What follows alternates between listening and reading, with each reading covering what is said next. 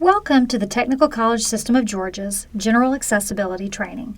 The purpose of this training is to introduce you to Section 508 compliance and to help you understand your role in making our colleges accessible to individuals with disabilities. My name is Romy Smith and I'm Senior Counsel for TCSG. I'm going to present this training along with my colleague, Kim Ellis, who is the Special Populations Career Services Coordinator for TCSG. Imagine you just started working for an employer and you were told to attend a presentation on behalf of your boss so that you could report back to her about the information presented.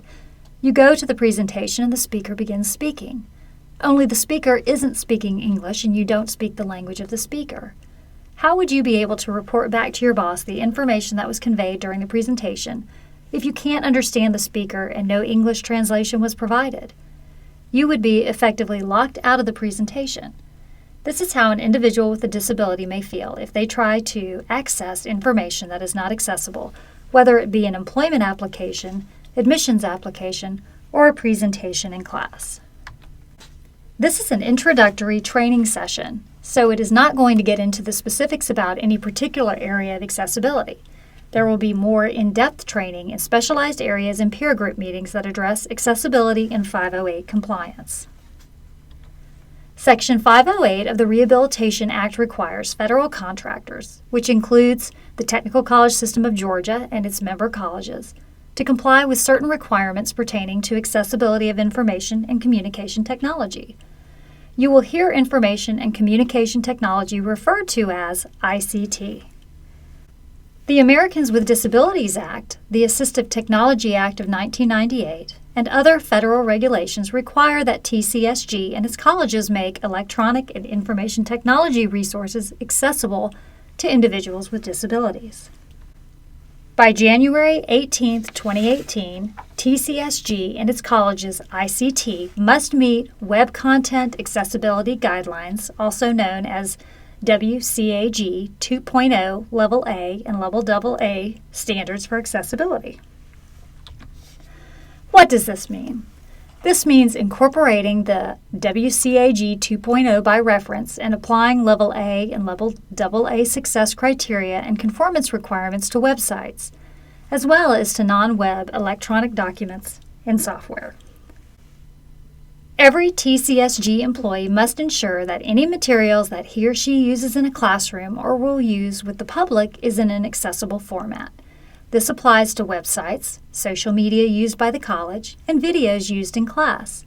Information instructors share with students must also be in an accessible format.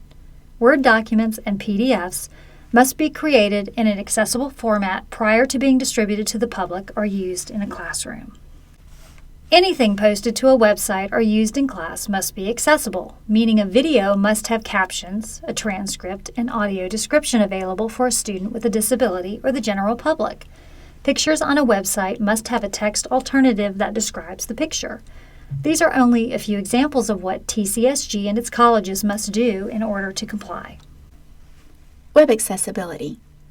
What does web accessibility mean? It means that everyone, including those with disabilities, can perceive, understand, navigate, and interact online. Disabilities that can limit online accessibility include auditory, visual, speech, physical, cognitive, neurological challenges, health conditions, and temporary impairments.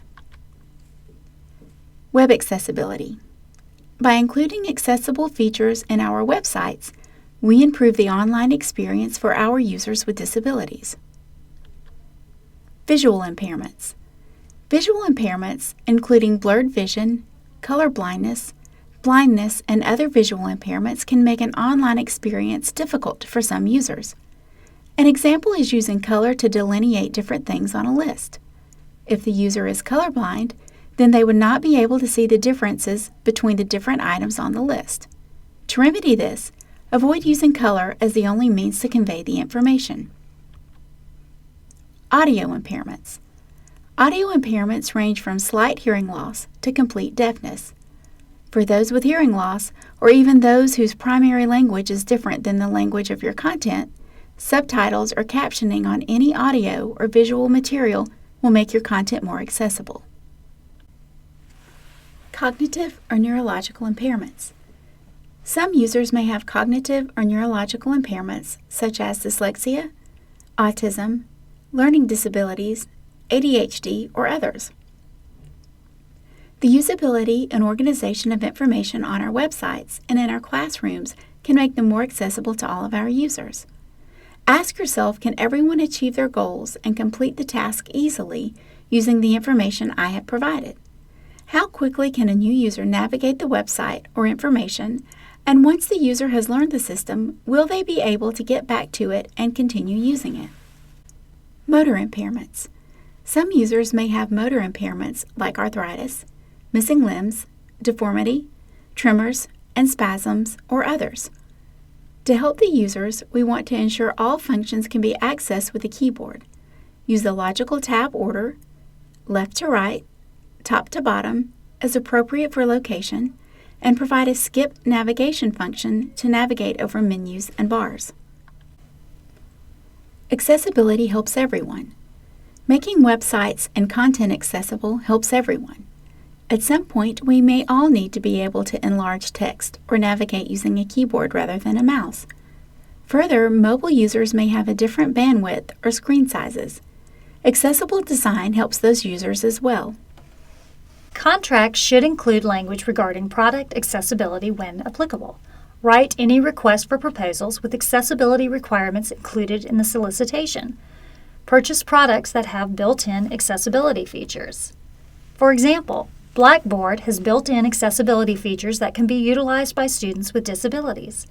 Buying products that already have accessibility features is easier than having to go back later and figure out how to make something accessible.